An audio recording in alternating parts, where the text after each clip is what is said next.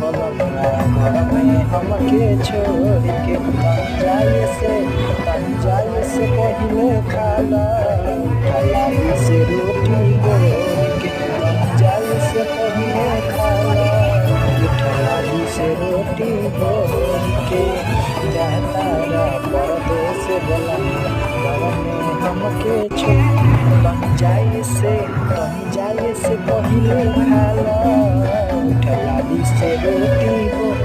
के तनी जाए से पहिले खाला उठलाली से रोटी बोर के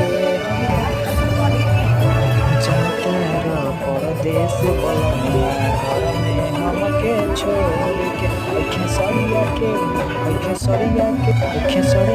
तनी खिया द उठलाली से रोटी बोर के खेसरिया